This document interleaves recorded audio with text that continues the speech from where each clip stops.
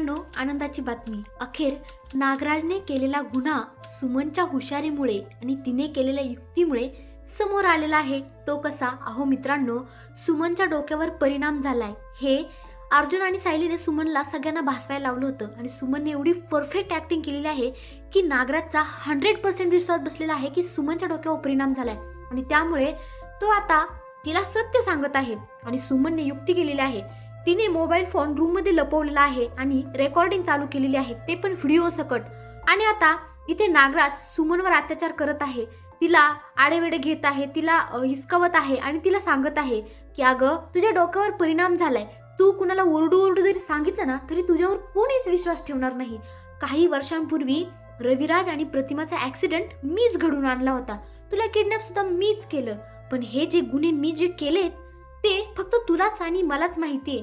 परंतु तू जर बाकीच्यांना सांगितलं ना तर ते कुणाला कळणारच नाही, कारण तुझ्या डोक्यावर परिणाम झालाय. त्यामुळे तुझ्यावर कोणी विश्वास ठेवणार नाही.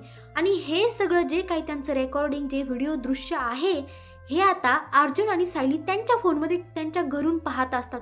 बापरे, अर्जुन आणि सायलीच्या तर तळपायाच्या मस्तकात जाते की नागराज काका इतकं नीच वागू शकतात.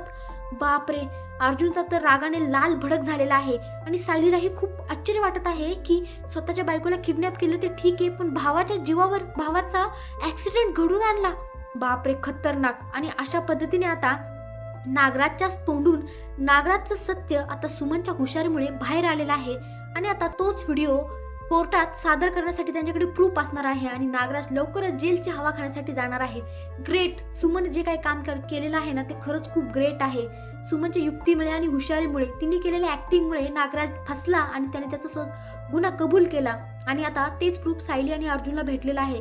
आणि अशा ह्या सगळ्यांच्या म्हणजे सायली अर्जुनच्या हुशारीमुळे आणि सुमनच्या हुशारीमुळे आता नागराज खरा गुन्हेगार आहे हे सिद्ध झालेलं आहे.